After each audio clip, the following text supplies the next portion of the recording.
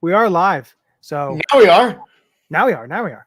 But the Philadelphia Eagles just escape 28-23 against the Jacksonville Jaguars. It wasn't a pretty game, especially in the second half. Started off magnificent for the Eagles, but then you kind of thought, what's going on here? But listen, they got the win. They're 6-2. There's a lot of positives in here. I will tell you that. Absolutely, there's a lot of positives. There's some negatives here that we have to get into. But Chip, how are we doing tonight? The Philadelphia Eagles won a game again in spite of Nick Sirianni's coaching. We won the turnover battle, which was awesome. In my opinion, we did not turn the ball over nearly as many times as the referees think we did. We're going to get into that. We left by what was it? 8 points on the board, 9 points. How many points did we end up leaving on the board? By not just sending out our very good kicker. And then when we finally decided to send out our very good kicker, it was for a 57-yard field goal. Not smart. Listen, it was frustrating. Basically, Coach Sirianni kind of outsmarting himself in terms of some of the decisions that he made. Now, I will give you said that on the broadcast. That was crazy. Yeah, and the other thing I do want to talk about here is I'm going to start with some of the positives here. The Eagles defense came away, made some plays. We've been talking multiple weeks here and talking about them getting turnovers, making, having takeaways. They played tremendous in the first half. Second half, did they give up some plays? Absolutely, yes. But again, you were expecting that. They weren't going to play this flawlessly the whole game. But they got some timely sacks, a big time fourth down that they gave up. I get that, a couple penalties, but in the end, you had an incredible interception by Zach Bond. You had an incredible interception at the end of the game to ice the game, to close the game out by Nakobe Dean. Listen, the Eagles are 6-2, and they played tremendously at points, and sometimes they kind of outsmarted themselves. But I think one big thing is, the Eagles losing A.J. Brown is the one thing that we're going to be focusing on and seeing how bad this knee injury is that he had left the game with. And of course, that is concerning when you take a look at the way their offense is run. But, Saquon Barkley is unbelievable. Absolutely unbelievable. Saquon Barkley is everything that we knew he was going to be if he had only had an offensive line in New York. And he did not ever have an offensive line in New York. And again, they showed the side-by-side comparison. They showed him trying to get downhill last season with no luck. And then here it's one cut and 15 yards, one cut and 20 yards. It's reverse hopping over defenders. It's laterally hopping and then immediately having the ability to control your body and go right down and stay in bounds. And he ends up with 199 all-purpose yards. And again, it'd be awesome if he hit 200. He doesn't need to. He wanted the win. Yeah. And, the other thing I look at too is Devontae Smith, started super slow, made some critical catches, and that unbelievable one-handed catch for the touchdown over Ronald Darby. Oh my God. That was over Ronald Darby. That was the best part too. Yeah. I don't know. I just thought that was absolutely unbelievable. The other thing I do want to give credit to, Jalen Hurts, another game with no turnovers. But the other thing that I watched, a little closer. Today he got a little closer. Yes, but Chip, watching him play pass of the game, the first pass of the game was almost a turnover. But watching him not force and taking the check downs and taking what the defense is giving you and being able to look through your progressions and be able to hit that guy running back in the flat or hit the tight end there. That is the type of game that we like to see, because if the defense isn't going to give it to you, if the defense isn't going to give you the deep ball, they're playing too high safety deep, you're not going deep. So you need to be able to chew up some yardage, get some positive yardage. And, the Jacksonville Jaguars pass defense is not very good. I think they were ranked towards the bottom of the league. But listen, the Eagles were able to run the ball on them. I think it was 260 yards rushing. They had 447 total yards. Jalen was 18-24 for 230, 3 total touchdowns, 2 passing, 1 rushing. We talked about Barkley already. It's going to be interesting to see, what happens, after this game and, the injury updates and everything. But Listen, I thought the offensive line played well. Aside from Fred Johnson gave up a lot of pressures, but again, that's going to happen when you're playing up, when he's going one-on-one with one of the premier pass rushers and Josh Hines Allen. So, Yep. you're going to get that. But I thought the way that, I know Hurts did kind of get, move himself into some sacks, but there's really nothing else you can do. But there was times where he was working his way in the pocket, was able to get out of there, was able to get some first downs, and able to, use his legs. But ever since the bye week, look, they've been unbelievable offensively in the terms of way they're running their offense. Yeah, and look, we could go the typical Philadelphian route and go, all right, let's talk about it. Be all negative. The play calling was not ideal when they started moving away from Saquon. Okay, fine. You could go with the Jalen still holding the ball too long. Fine. You could go with the, like I was almost saying, he had a bunch more almost turnovers today. You could go through all those things. You could go with the fact that, we were a little bit undisciplined as far as penalties today. The Eagles won the football game. It started out in dominant fashion, but for a very, very bad call and review that everybody saw that Saquon Barkley was tripped up. Everybody saw it. And they still granted the fumble, and they still granted the fumble touchdown return. I don't get it. I don't. Even Gene Steratore move.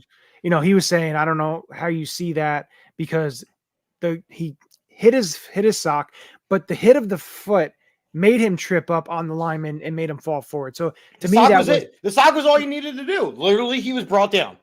But whatever. It was crazy because it was like a momentum shift. It was a momentum shift. The game became closer. Yeah. The game became much closer than it should have been. I think that once again, tight end play was big. I think that, when Dallas Goedert does come back, I think if he is able to do simply what Grant Calcaterra is doing, that's all we really need. Now, we say that not knowing the full extent of the A.J. Brown injury. If A.J. Brown's going to miss some time, we need Dallas Goedert to do more than that. But again, we'll see. I think you got to keep relying on Saquon Barkley. You got to keep getting Devontae Smith open in space. All those things are phenomenal. The defense, Zach Bond is on track for a gigantic payday, but it just goes to show you that once again, these 1 year prove it deal kind of guys that we have gotten. I'm not saying Bond is one, but we find a way with a linebacker that they're always our leading tackler. Have you noticed that? Kaiser White was our leading tackler. Alex Singleton was our leading tackler. I'd rather have a linebacker be a leading tackler than a safety. Because if a safety is your leading tackler, then you have a problem. Because it means he's getting past second level of your defense, meaning, you have some issues there. But no, I think the one main thing when you take a look at the defensive side of the ball and you're looking at, Nakobe Dean, after he struggled early this season, has really stepped up his game. And something we needed to see. And Nakobe Dean's developing very quickly. Yeah, Zach Bond, when they signed him, we talked about it. I know you thought he was going to be one of those ace special teams type of players. Yep. And, I thought, maybe they can use him as an edge rusher. Maybe they can use him. But he's been phenomenal. Like, his athleticism really blew me away because I didn't think he was that. Yeah, I didn't think he was that athletic. And, he's playing really well. And you look at the defensive line, it's – Jordan Davis is doing what he's supposed to do. Clog up the middle. Blowing up the inside, yep. You have Jalen Carter is getting some pressures. He didn't get any sacks. I think Josh Sweat had 2 sacks today. Josh had 2. Bryce Huff? Well, Bryce Huff had a pressure which moved Lawrence in there. But I didn't see him too much during the game. I don't know if he was like a non-factor. But I saw a lot of BG than I did Bryce Huff. So, look, the other thing. All right, so we'll put a pause on positivity for a second. By the way, the comments rolling into great. Damian saying, good win today, but still not much confidence in this coach. Big time. Kennedy loves the conversation. Love that. George, we need to open up the passing game. I agree. George also saying defense has been on point. We got 2 great defensive players in the draft. I thought Isaiah Rodgers played pretty well. I didn't even think it all about Quinyon Mitchell because we didn't have to, really. We had guys kind of playing big. One guy that you and I were talking in the Kelly green room before we came on, Avonte Maddox needs to never see the field again. No. Avonte Maddox has special teams only, if that. Special teams only. Look, when we were really high on him, it was because he was this great lockdown nickel corner, and he just isn't that anymore. And I don't know if it's due to the injuries, due to the time off, due to the new Fangio scheme. I'm not sure what it is, but it has kind of been consistently week after week after week that he is the weak link on this defense when he is on the field. I mean, it was funny because they literally said, this is going to be a play. They're going to move Evan Ingram in, and they're going to go right at Avonte Maddox, as was happening, and it's exactly what happened, and he still got beat. It's funny because before that play happened, I saw they showed the defense, and I saw Avonte Maddox. I said, oh, my God. Why is he I saw the hair. I was like, oh, boy.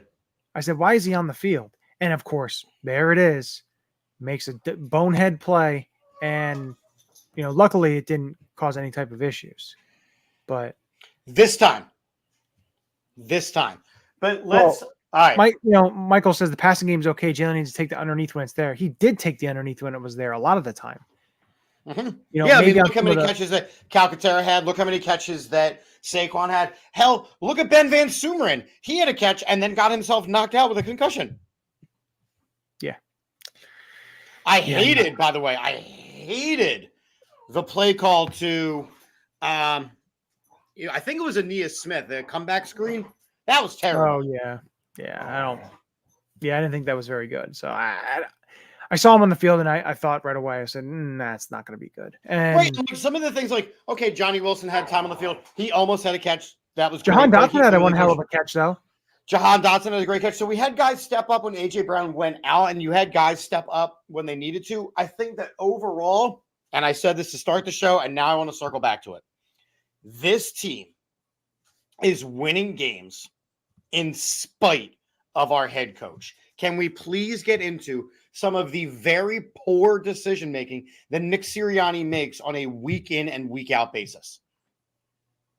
Yeah, he's between leaving the points on the field, okay, fine. Between going for it on 4th and 4, and I don't know what that play call was, but I don't think neither did the entire offense. Going for it over and over again when the brotherly shove had been stopped. Just take the points. Just take the points. Especially when you're take the points. Yeah. It's you get to the point of being over aggressive, and when you're over aggressive, sometimes you make the wrong calls, which they did. Listen, it's not over aggressive. It's stupid. Like, just take the points and keep piling it up on this team, and don't give them opportunity to get back in the game by letting them make stops, which did happen.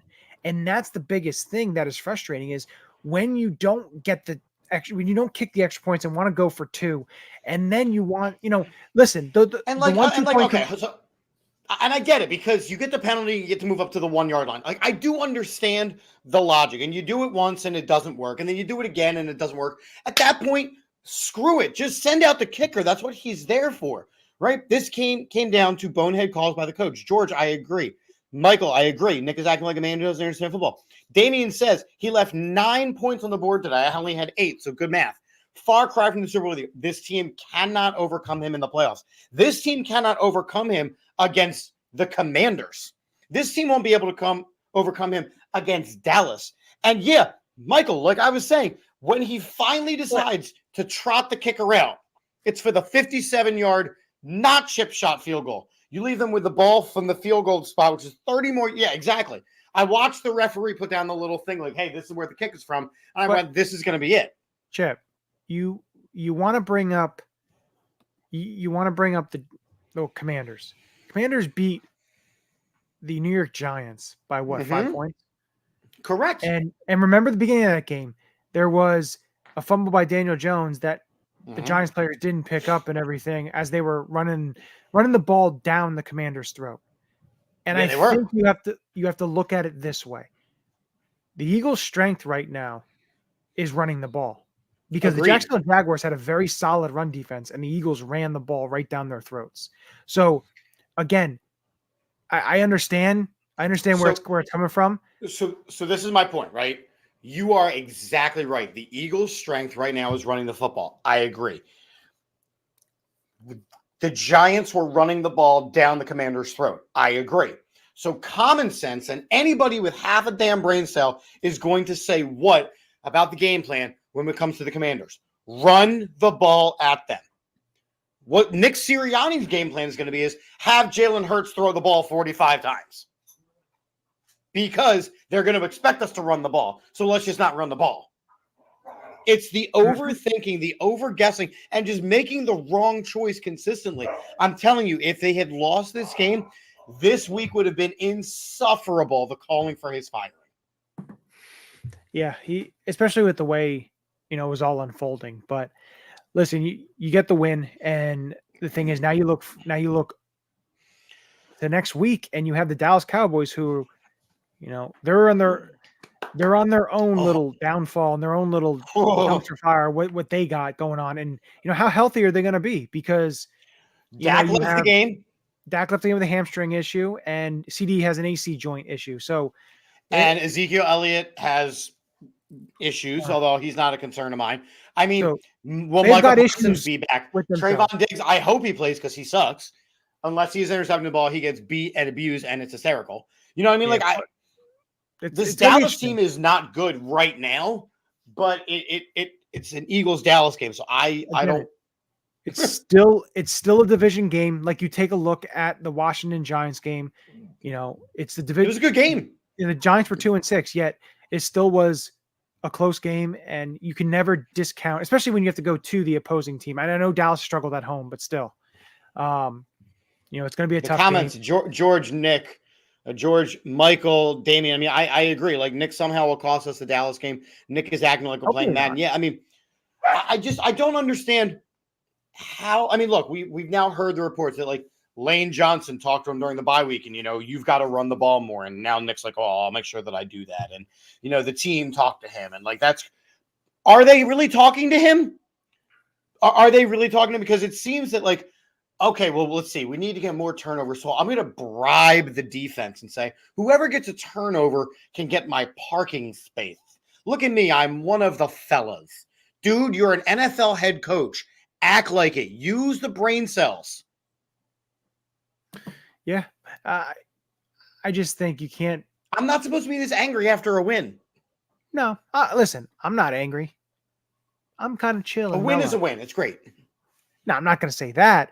Would I've liked it to be, 28-13, or I think I had 42-10 on the pregame show. Well, you went a little overboard there, but I did. Again, listen, this Jaguars team is 2-7. They are a struggling team. They can't finish games. And again, this is case in point. They couldn't finish the game because they threw a game-ending interception. So, but okay. So wait, let me ask a question here. Are the Eagles the same level of team? Because we clearly don't know how to finish games. We just get lucky when the clock hits zero. This game is so reminiscent of all of the games outside of the last two that we have played for the last year, where maybe we're going to win. We look good. We make some boneheaded plays, and all of a sudden it comes down to the last minute, and someone's got to step up and make a big play. I wouldn't say that. I don't think it was, like that. I just wouldn't put it to that. Listen, you get the win. I get it. People are going to be upset. I understand that. But again, another thing to think about too, when you look up at this upcoming week, is the trade deadline is Tuesday. Mm-hmm. And I know I saw a tweet out there it's actually pretty interesting when you take a look at the trade deadline and you look at the teams, and the tweet had the Giants, Browns, Saints, Raiders, Dolphins, Patriots, Panthers, Jaguars, and Titans will all have just 2 wins going into week 10. Those are the sellers before the trade deadline. There's a lot of teams there. It's going to be interesting to see if teams are willing to part with players. Selling teams, are they willing to part with some, bigger name players if they're able to get some type of compensation back or what that compensation is going to be. So it's going to be interesting to see what teams are willing to sell and what teams are willing to buy in terms of when you look at the NFC, the Commanders, and you look at some of these other and where they might end up going, because some of these reports are coming out of like, well, now Jaden Daniels is like Mr. Welcoming and everybody wants to be a Commander. They're an exciting team. Everybody's going to want to be a Detroit Lion by the end of this week. Why? They're an exciting team. Everybody's going to want to be a Kansas City Chief. Why? Because it's the Kansas City Chiefs. I think there are teams right now that people want to go to. I struggle. Like, I want to say that the Eagles are a team like that players would want to go to. And, obviously the trade deadline, you don't always have a choice. If you're the player, that's fine. But to me, and again, Michael, you said we need a defensive back. I don't necessarily feel we do. Remember, we were down. Bradbury's on his way back. James Bradbury is on his way back. I hate you, Johnny. Darius Slade did not play today. So I don't necessarily agree with that because, again, we were rich in defensive backs in the preseason.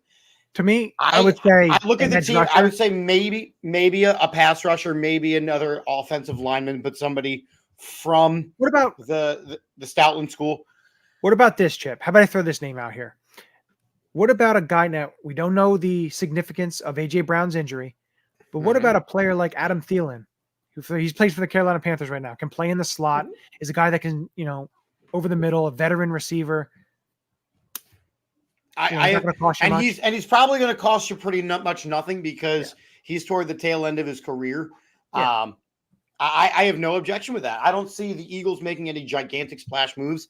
Like my kind of theme of this entire show has been, I don't think anything that happens at the trade deadline is going to affect the team more than getting Nick Sirianni under control.